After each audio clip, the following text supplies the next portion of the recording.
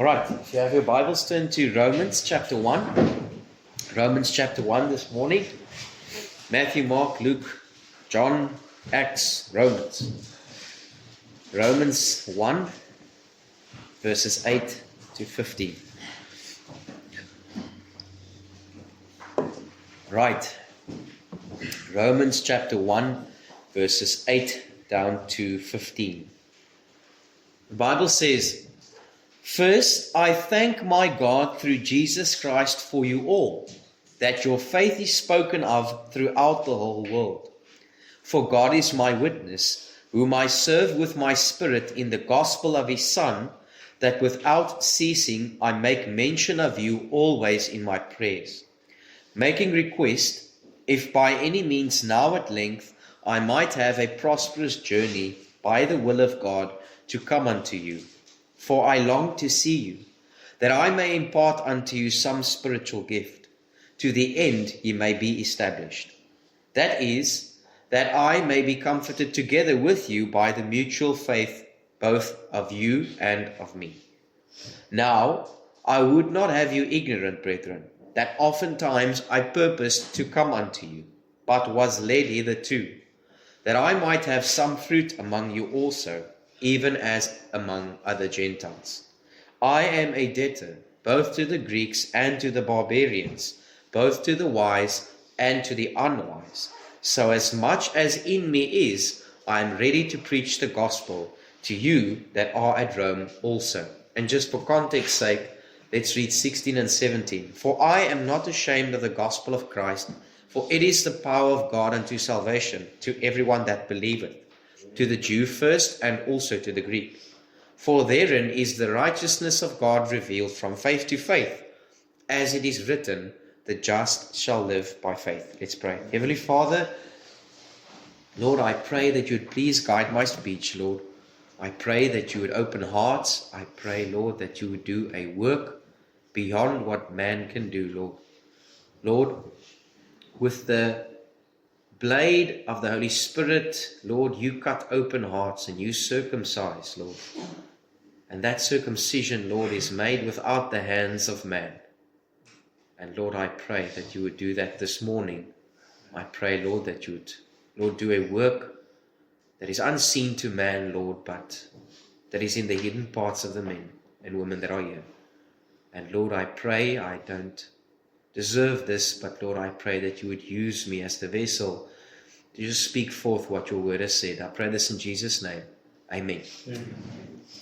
This morning, I want to give you a little bit of context just before we delve into the message. But if you want a title for this message is A True Spiritual Servant. What does a true spiritual servant look like? But let me give you a bit of a background. Often when we look at this passage, then we want to rush to first Romans 1 verses 16, right? Where it says, "For I'm not ashamed of the gospel of Christ." It's a powerful portion in the scripture. In Romans 1, I believe that's one of the most powerful statements that has ever been made in the Bible even. "For I am not ashamed of the gospel of Christ, for it is the power of God unto salvation to everyone that believes, the Jew first and to the Greek." Wonderful verse. Memorize it in your heart.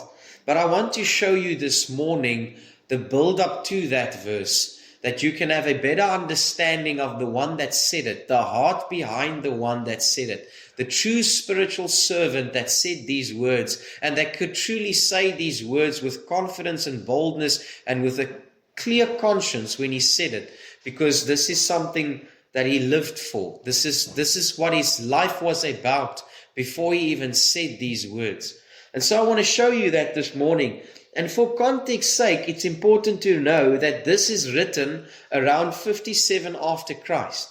And this is on Paul's third missionary journey. And he's heading towards Jerusalem, and he's warned repeatedly that he's going to be in bonds. Now in Acts chapter 20 verses 22 down to 24, very soon a brother sent me a message and he said he wants to start a ministry where he will put these verses on the screen. And I look forward to that. But until then, try and turn there quickly. But Acts chapter 20 verses 22 says, "And now behold, I go bound in the Spirit unto Jerusalem, not knowing the things that will befall me there, save that the Holy Ghost witnesses in every city, saying that bonds and afflictions abide me. But none of these things move me, neither count I my life dear unto myself, so that I might finish my course with joy, and the ministry which I have received of the Lord Jesus, to testify the gospel of the grace of God." So Paul, by the Holy Spirit and by men moved by the Holy Spirit, is being warned and is being told that you are going to go to Jerusalem, you're going to be bound. And Paul, not knowing that he might lose his life there, he's saying that I am ready to be bound. I don't count my life dear unto myself. At one point he said, I'm ready to die in Jerusalem. And so this is a man that is his focus is completely different. For him to be able to write something like, I thank God for your faith that is spoken throughout the world, it shows us that this is someone whose perspective, whose outlook on life is completely different from your average person. It shouldn't be different from any other Christian.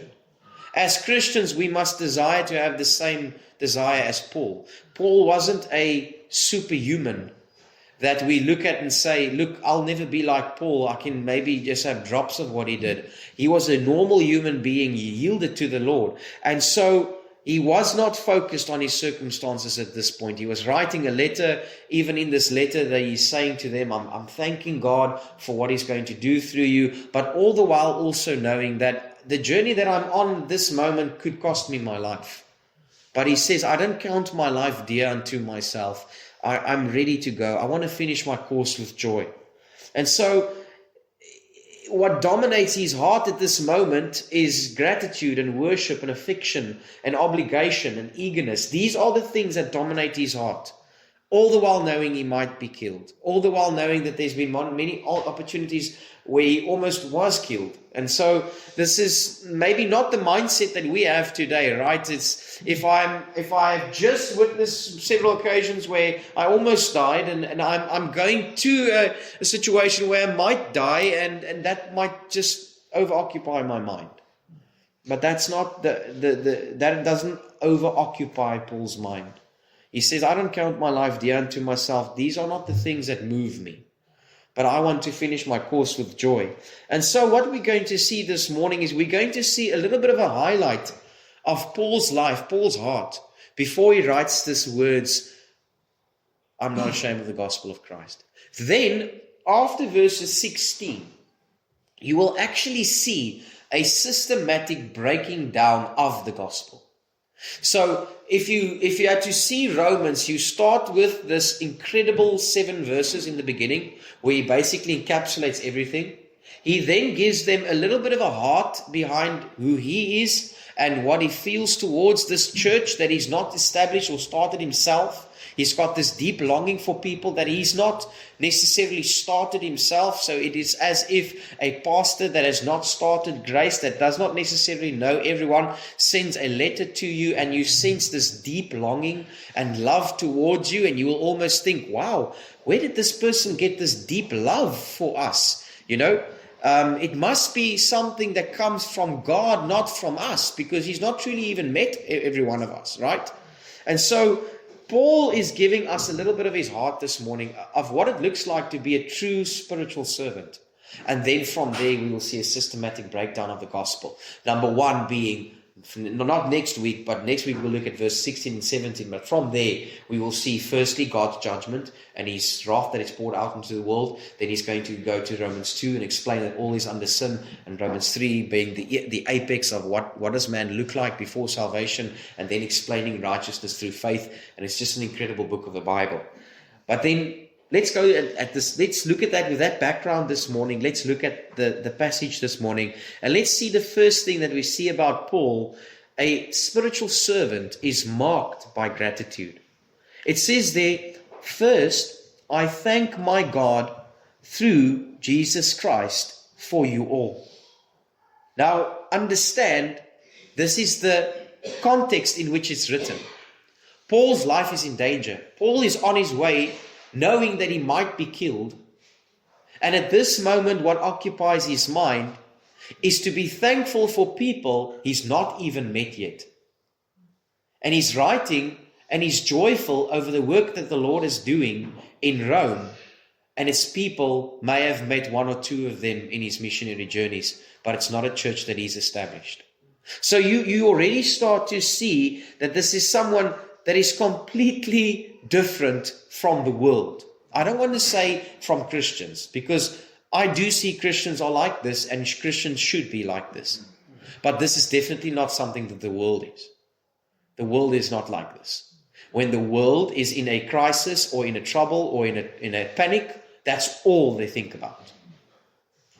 But when a Christian is in a trouble, in a trial, in a panic, it's still possible for him to see God's work continue and rejoice in it. Be thankful for it. Thank the Lord for what he's doing in another person's life, although it feels like his life is crumbling apart. Hebrews 13 verses 15 says, by him therefore let us offer the sacrifice of praise to God continually. That is the fruit of our lips, giving thanks to his name. It's so incredible. When you read the scriptures and you see Paul's life, you see it matching together. Scripture says, let us offer continually the praise of God, and that is the fruit of our lips is by giving thanks. And we see it being lived out by Paul. By the first thing he says is, first of all, I thank God. And it's wonderful. There's so many things that I can go deeper and deeper and deeper and deeper, and I maybe want to just not do that. And just, I'm not going to do like I did in the first 7 verses and made 7 messages out of it, right? But even when you see the wording that he says, my God. He says, I don't thank God, I thank my God. And that is incredible on itself. That's a sermon in itself, that God is not a God, he's your God. He's your Father. He's your personal Father. He's personal to everyone. I remember praying at a school that had predominantly Islam, and I prayed, Father, and I didn't even realize the liberty that I had to just say something so simple like, Father. And I realized that none of these people ever pray that way. No Muslim prays ever, Father. He's not a father to them. Allah is not a father to them. God is not a father to anyone except true biblical Christianity. Although you might say Father.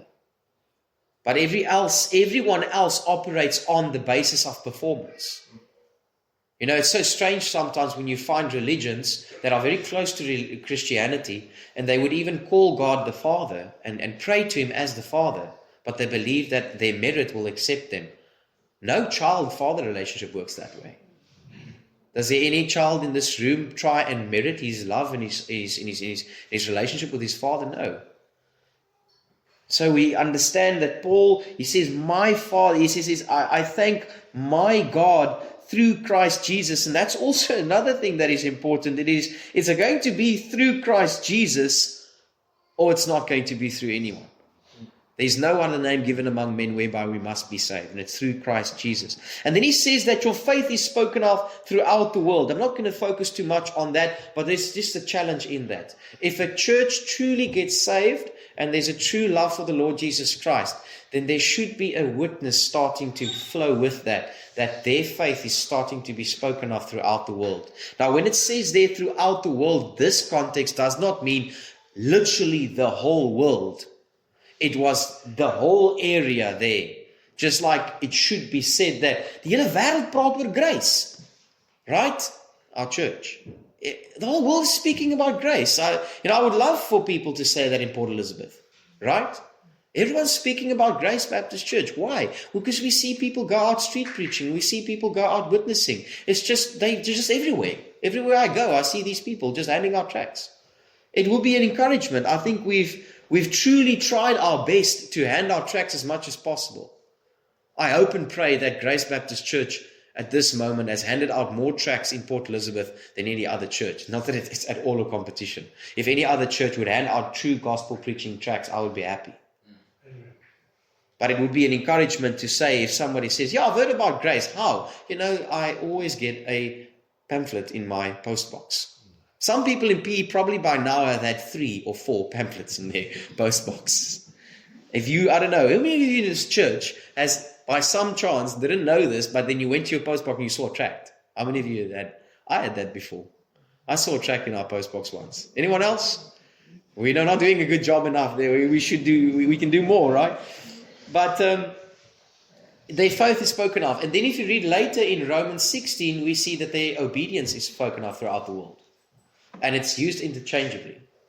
Because if my faith is spoken of throughout the world, my obedience will be spoken of throughout the world. Because my faith is my obedience. Faith and obedience is the same thing, right? How do a person see my faith? Do they just walk past me and say, wow, I can see your faith? No, they see my obedience, and my obedience is what? Why do I have faith? How will you know my faith?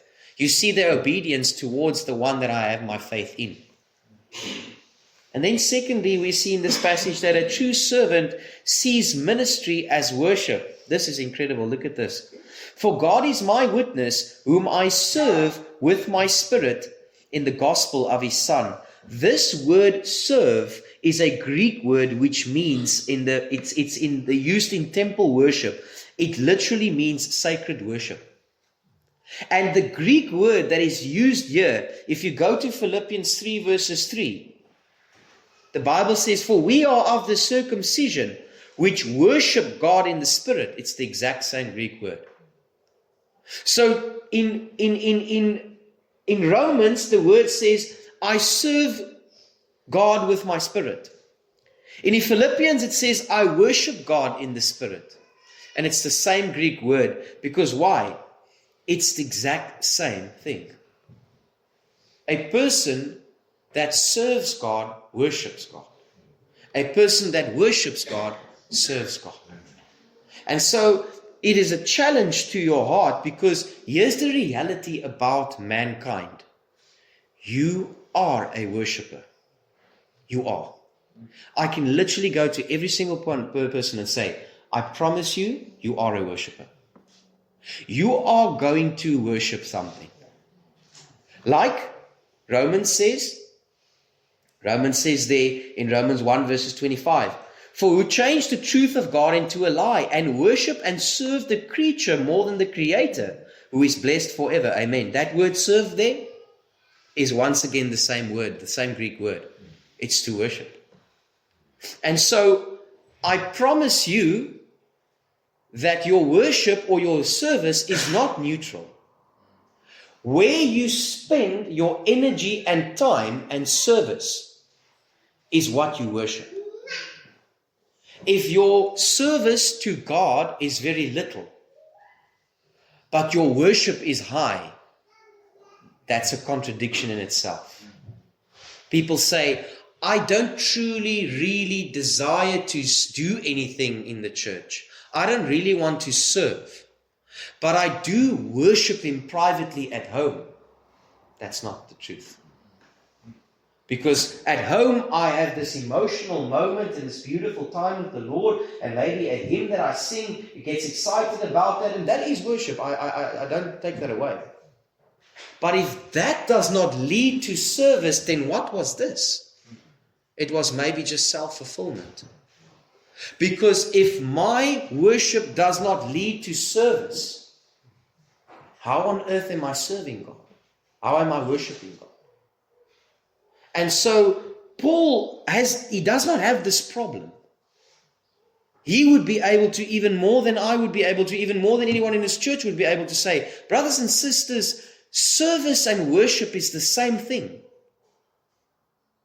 You deceive yourself if you think that you are worshiping without serving. Romans 6 verses 16 says, know ye not that whom ye yield yourselves servants to obey, the servants you are unto whom you obey, whether sin unto death or unto obedience unto righteousness. But God be thanked that you were the servants of sin, but have obeyed from the heart that form of doctrine which is delivered unto you. Preaching is worship, evangelism is worship, shepherding is worship. All the service that you give towards God is worship. You know, we say that I can't wait for the worship service because this is the worship service. This is not just the worship service. Mm-hmm. Saturdays when we go out handing tracts, that's worship. When we come together on a Wednesday night and we study the Bible, that's worship.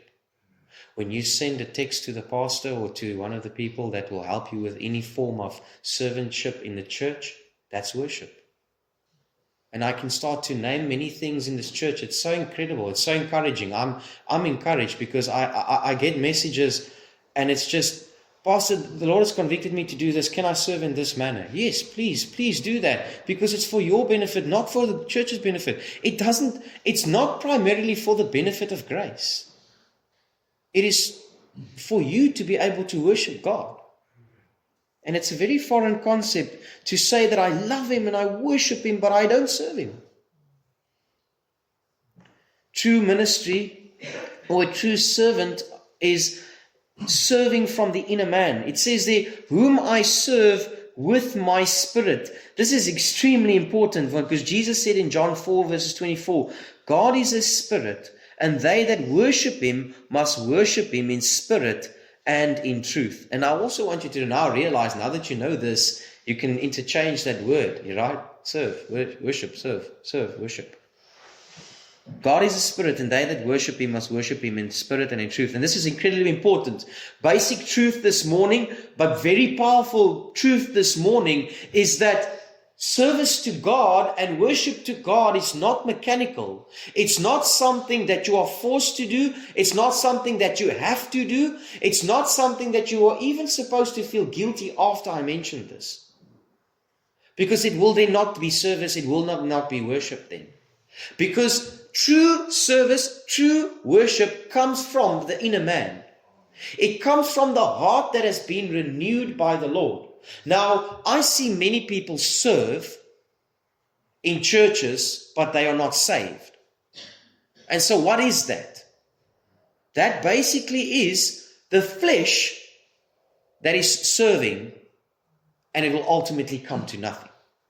Such a shame. It's such a shame. My heart goes out. Paul says in Romans 10, I have continual sorrow in my heart. No, that's not somewhere else. But in Romans 10, he says, brethren, my heart's desire and prayer to God for Israel, that they might be saved. I bear record that they have a zeal for God, but not according to knowledge. I know so many people that even have a zeal for God, but not according to knowledge. And I see them serve, and they sweat their way to hell. Because in their minds, this service is going to save them. In their minds, this work is going to approve them before God.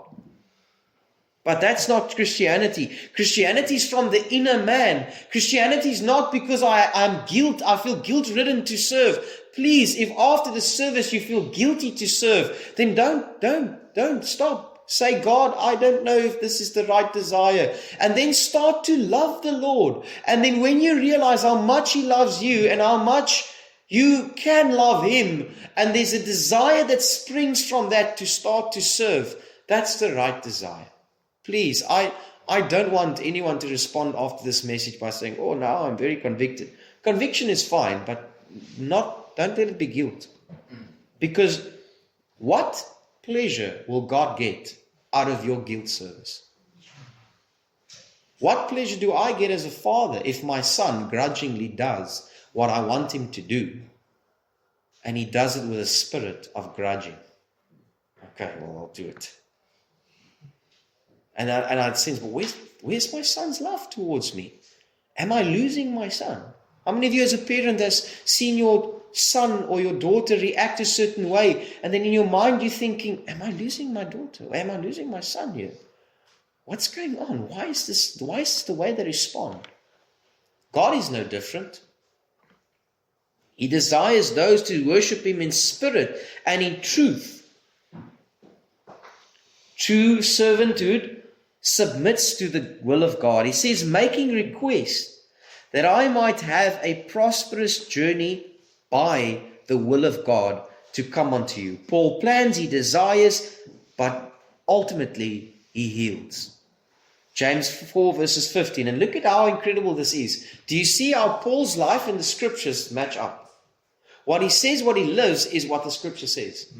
In James 4:15 it says, for you ought to say, if the Lord will, we shall do this and do that. And that's Paul's desire. Paul is saying that I would love to have a prosperous journey to come unto you by the will of God. Here's just a 5 cents, take it or leave it. But your life will radically change when you start to make decisions when you first seek God and if it is His will. Sometimes, and if you've done this before, please don't think that I know this and that's why I'm saying this, and don't be angry at me. But people make decisions like, oh, this looks like a good position. Let's go there and let's move there and let's take our whole family there. And then once I'm there, I sit down and I say, okay, so where's the church? Let's get this sorted. No. Lord, is it your will for me to go here? Beyond this good offer that's been given to me, is there a home for me where I'm going? Do you want me there? Will I be able to worship you in a local assembly there? What is your desire? What is your will? I don't understand how it can be possible that we can make our own decisions and then God needs to fix it and tag along. Right? I think that's probably offended many people, because I know it offended me when I heard it. I wouldn't say offend, it convicted. It's like, wow, I need to make sure the decisions I make ultimately is because God wants me to make these decisions. It's not because this is the best option for me, and then I hope God is behind this option. God wants us to seek His will in what we do and what we decide. True servantship has a deep spiritual affection. It says there, for I long to see you. This word, this Greek word, is to have an intense yearning. It's also used in Philippians 1 verses 8. For God is my record, how greatly I long after you in the bowels of Jesus Christ. Now, ministry is not cold, it's not detached, it's deeply affectionate. When the Bible says in the bowels of Jesus Christ, it points to your stomach. Now, let me ask you this. I don't want to be crude or cross. I just want to give an example that will really have an effect so that you can see, experience it. I want you to think about the most awful thing that has happened to you in your life. I won't be surprised if you had a turn in your stomach. Why? Because that's how God designed you. You feel in your stomach the emotion of a thought that gets triggered by a neuron and triggered by a chemical that is sent off in your body, and then it affects your stomach, right? How many of you, when you get bad news, suddenly your stomach turns, right? Paul is in the ministry. Jesus Christ also, when he saw the multitudes, he says his bowels of compassion. This is a person that is invested in ministry. This is a person that when something happens in the church, his stomach turns. Good, sometimes bad. You get excited. You truly get excited when somebody gets saved and their lives truly change. But the opposite is also true. When there's a problem in the church or when there's a division in the church, your stomach turns. Oh God, I don't want this to happen. Ministry is truly being involved in people's lives. And please understand, this whole message is not about those who are in the ministry. Who in this church, I just want to know who in this church is actually in the ministry? No. Sorry, brother, you're wrong. Who in this church is in the ministry? You are all in the ministry. And so, this is not something that you can say, well, I mean, it's okay if Paul should have that deep desire because he's in the ministry. Because everyone is in the ministry. Everyone is serving and worshiping God. Everyone is involved in some way or shape or form. True servants seek to establish others. It says there, that I may impart unto you some spiritual gift to the end you may be established. This word establish is a Greek word to firmly fix and to stabilize. It was used in Luke 22 verses 32. When thou art converted, strengthen the brethren. This is God's desire. That when you are converted, and when you are saved, go and stabilize others. Right? Since your salvation, who have you been burdened for? Their salvation and their stability.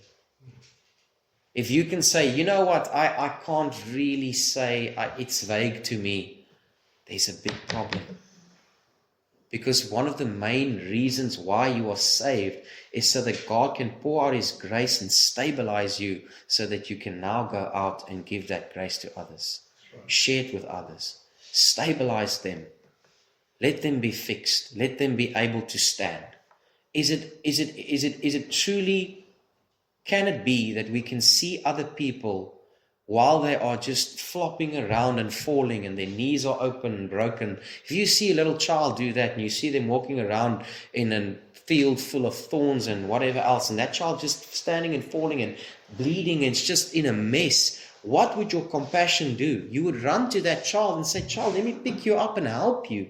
I've got shoes on. I'm strong. I can walk through this and I will help you.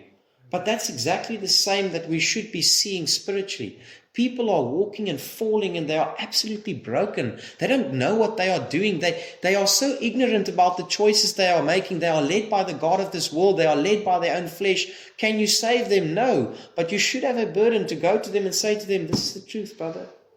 But then also with Christianity, because this is not primarily speaking about those that are lost. Paul's speaking to people that are saved and he wants them to be established. This should be the desire of your service. Your service, if it is worship, right, is also not just serving so that you can appease your conscience. True worship, true service is to serve so that others might strengthen and grow in their faith. So here's a question for you this morning, and it's the same question I ask myself. At this moment currently, just to practically try and make this a practical sermon, who at this moment in the church are you praying that they might be established, that they might be strengthened? And how are you practically going about to do that? Are you sending them sermons? Are you sending them encouragements? Do you pray for them? Do you send messages that you are praying for them? Do you see them weekly for coffee? How are you doing that? Because if Christianity is a pie in the sky idea and we listen to sermons on a Sunday and then that's it, that's not Christianity. God says, look, it's my word is perfect and it's true, and I'm glad that we came together to hear it. But if it's not obeyed, if it's not practiced, then what are we doing? You know what I'm saying? And so it's a case of, is there someone that you want to establish? Maybe it's someone outside of this church. Maybe you're deeply burdened for a brother, a sister, a mother, a father, and you are praying for them. A true servant is humble enough to be encouraged. That is, that I may be comforted together with you by the mutual faith, both of you and of me. The Apostle Paul is saying, I need you.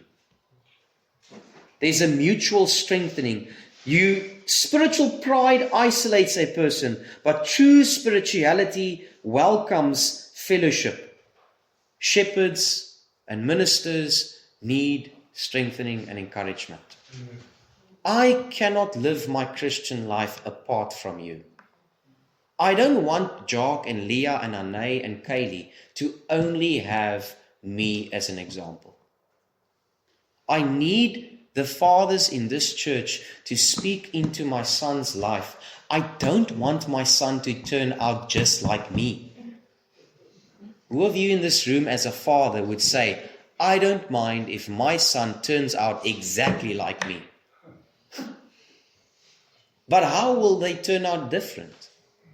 Because they come to church, they see another spiritual man, they see another spiritual man making decisions that his father probably is not making. And then he starts to navigate and say, look, my father's got some failures, but that's a good example there, and I want to follow that also. You know, this is a collective thing here. We are in this together, right? We are a family. I need your encouragement. I can say this. I truly mean this. I believe that the church has done me a great favor by giving me feedback recently, and I felt like I became very angry and bitter in my preaching. And I took to heart people that spoke to me about that. And I realized, Lord, I need a fresh outpouring of your love so that I can share that with the church, and so that Christianity doesn't become bitter and angry. And I'm sorry. I apologize to the church if that is how it came across. Because I think I saw it in my own heart. I also know of my background that all I've ever heard was love, love, love, love, love, love, love, love, love, love, love, love, love, love, love, love, love, love. That's all I ever heard in the church, ever. And so when I started preaching, it was like guns blazing. There's another side of God, you know? But that's also not right. That doesn't mean God is not love.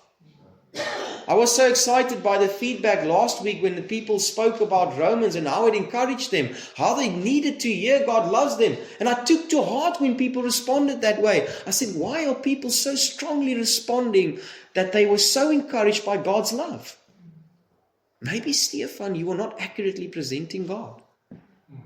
Because there's a need for love. There's a need for a desire. There's a desire in the people that they need to know that God loves them. How will I know that if I don't get response? Right? How will we grow? How will we grow together if we don't help each other? Now, please, the goal is not to go and bash that person into pieces when they've done something wrong, because this needs to be fixed, you know. You know, and the attitude behind is not really even out of a burden, it's more out of a frustration and an anger. You know, that's not nice. I don't think anyone like that.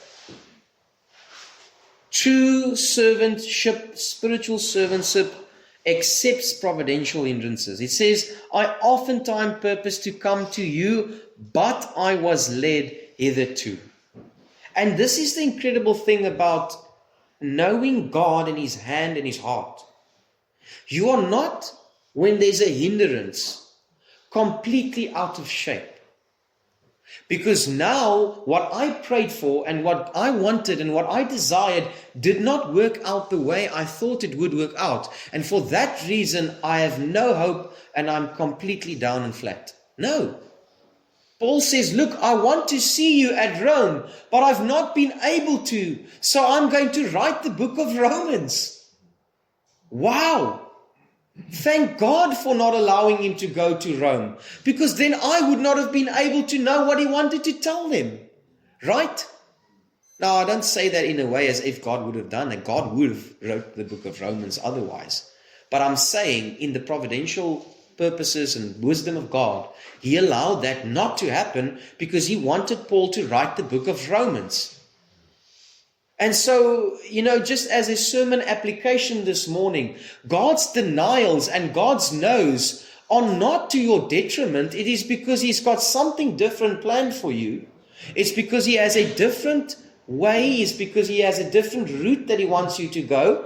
And by the way, that different route is not like Stephen Furtick would say is God says no because He's got something bigger planned for you and more expensive. No.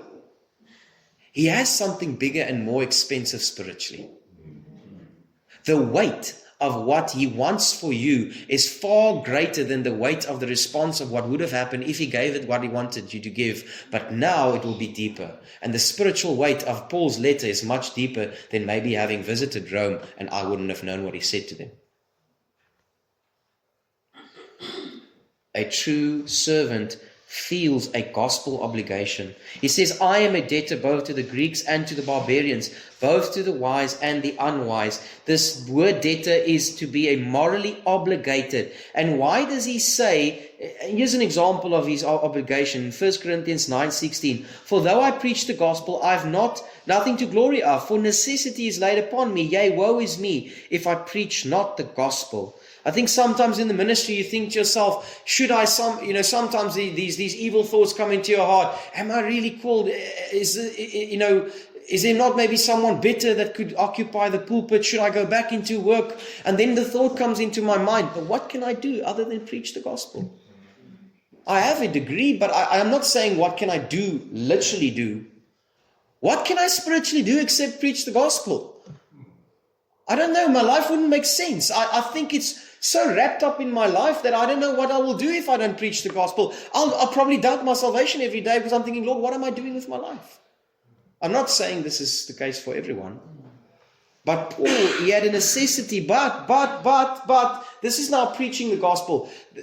For everyone, there should be a burden to feel a debt towards others. And why did he use the words to the Greeks and to the barbarians, to the wise and to the unwise? This is the cultural background. In Rome and the Greek culture would have then saw it this way. If you were educated, if you knew if you had schooling, if you had the language of Greek, and that was your life, and you were part of the elite in Rome, then you would have been seen as a Greek. Someone that is educated, someone that can reason. And sometimes, we find that today too. We have that sort of class. We separate people and say, okay, this is an educated person or an uneducated person. And he says, I am a debtor to the Greeks, but then I'm also a debtor to the barbarians. And I love how he says it. He uses the specific words that other people will call them. He didn't say, I'm a debtor to the Greeks and the non-Greeks, because they would have understood that. No, he uses the direct words that they use, the barbarians. Barbar, that's where it comes from. Their language sounds just... They don't speak our language. They do not have our culture. They don't have our wisdom. They don't have our teachings. They're just barbarians. And Paul says, I am a debtor to the Greeks and to the barbarians. To the wise, which would be the Greeks, and to the unwise, which would be the barbarians. I have the same moral obligation towards everyone that I meet, whether they are rich or whether they are poor, whether they are educated or whether they are uneducated. The same gospel saves everyone. He owes a moral obligation, because why? Once again, it should not be out of a guilt. God loved me that he gave himself for me. And from the day he saved me, I have failed him multiple times, but he's never failed me. How can I not share that with others? A true servant is eager to proclaim. So as much as in me, I am ready to preach the gospel to you that are at Rome also. Rome was dangerous, it was powerful, it was intellectually proud, yet he was eager to go. This word eager, or as much as in me, is a full exertion. I am with all my being. It's a forward-leaning eagerness. I am ready. This is, when you lean forward because you want to see what that person is WhatsApping someone else, when you are a jealous husband or a jealous boyfriend. I don't, lief ek doen nie dit nie, maar when you are very eager, and if you find something, you're going to really respond, right? Paul is saying, no, look, I don't really have a desire to see what my girlfriend is WhatsApping someone else. You know what gets me excited? You know what gets me on my toes? You know what I want to look forward to? I want to preach the gospel. That gets me excited. I am ready to preach the gospel to you that are at Rome.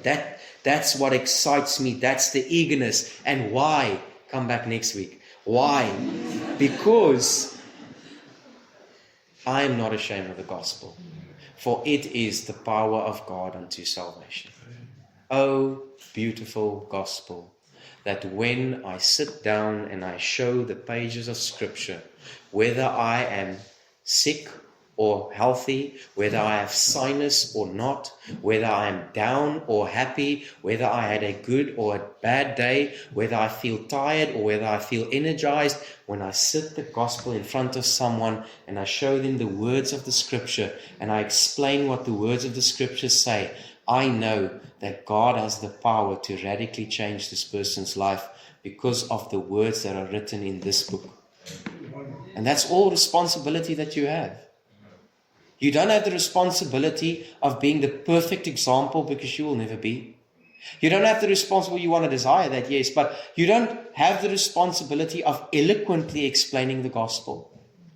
You don't have the responsibility to be this incredible preacher to be effective. You could very well lead more people through the aid of the Holy Spirit and the work of God and the power of the gospel, people to the Lord, than the pastor can ever do, because your desire should be, I will have a Bible study with this person and then I'm going to show them this truth of the Scriptures. And then the Bible says the power of God, it's dynamo, it's a Greek word, dunamis, which means power, dynamite power. And so here's what happens when you give someone the gospel. Quite scary. It's like I am coming to someone and I say to him, do you want a stick of dynamite that I'm going to light now? Would you want it? Well, they don't know it, but you are basically lighting a stick of dynamite and you're putting it in their hands. Because that dynamite will explode either to their salvation or their damnation. But it's not going to leave, it's not going to return void. That gospel will either explode and save him, or it will be the very thing that's going to be so clear on Judgment Day. It's going to stand against them in judgment. Now, are people going to face the damnation if they've not heard the gospel? We will look at that in the Word. The Bible says that all are without excuse. The Bible says the heavens declare the glory, and so there will be judgment even for the person in the woods, in the jungles. But there's worse judgment for the person in the church. Much worse judgment. Hell is much worse for those who heard the gospel week after week after week after week. Why? Is it because there is a little bit more flames in the room where the person is that heard the gospel more? No. The torment in the mind is worse the more you knew and you didn't respond to it. The flames will, I believe, be the same. But the torment in the heart and in the mind of the person that heard the gospel week after week after week after week will be so unbearable. I cannot imagine that. But the gospel is the power of God unto salvation. Paul is confident in the gospel. Paul knows that there's nothing like the gospel, and that's his responsibility, is just to go share the gospel. Now, let's backtrack. It is important to desire to share the gospel, yes. But please make sure it is from the same heart that Paul has before he made this powerful statement. You are not obligated out of guilt this week to go and witness, because Pastor Stefan said if you are not serving in church, you are not worshiping. That is not the goal of the message. The goal of the message is to show you that there is something so glorious and beautiful that changed in a man's heart when he comes to salvation, that the flow of that is naturally service and worship and witness and eagerness and desire and willingness to wait upon the Lord and His direction and His path. And that I cannot instill in you, the Holy Spirit must. If that is not true about you, then it's because there is something absent in you, which is the Holy Spirit. And here's my question as we close off this morning. Can you honestly say that what I spoke about today is a reality in your heart? Or are you, as this moment, as we are speaking now, are you unsaved? And has your life not changed? And your heart is not changed? Brother, another day of damnation. Another day is going by. Another day that you will have to give an account for before the Lord. One more sermon that will burn like lead into your brain on Judgment Day and in the first hours of hell. One more sermon that will be lodged into the back of your mind that God will keenly bring back to remembrance when you are in the flames of hell. Let's pray. Heavenly Father, we love you, Lord, and we thank you for this morning. Lord, I thank you for each and every one that is here. Lord, and I pray if there's someone here this morning that doesn't know you, Lord, I pray that they would fall before you, Lord, in repentance and faith. I pray, Lord, that your Spirit would use the gospel to convict them of sin and righteousness and judgment, Lord, and that they would truly call upon you to be saved and believe the gospel of grace. Lord, I pray for each and every one that's here this morning, Lord. maybe there's a discouragement, and maybe there's a disheartenment, and maybe there's a focus on others, and maybe, Lord, there's someone that has missed or shifted their focus and their desire and their reason for service. Lord, I pray that you would, through the words of the scripture this morning, give them a true desire for service. Help them to realize, Lord, that service is worship, Lord. It's not something that is done grudgingly, Lord. It's not something out of necessity, Lord, that must be done, but it is something that is done because we love you, because we want to worship you, because you deserve it, Lord. Lord, our obedience, our faithfulness, our commitment, Lord, is because of your faithfulness, your commitment, and your obedience first. And so, Lord, I pray that if there's any guilt, if there's any reason why we do things, Lord, out of any other reason, Lord, may the fires of your holiness, Lord, purify that. And let it come forth as gold, true service that is acceptable before you because of hearts that are changed by the love of God and by the grace of God. I pray this in Jesus' name. Amen. Amen. I did not converse with my mother beforehand. Mom? 173. 173. All right, let's sing 173. Let's stand and sing 173.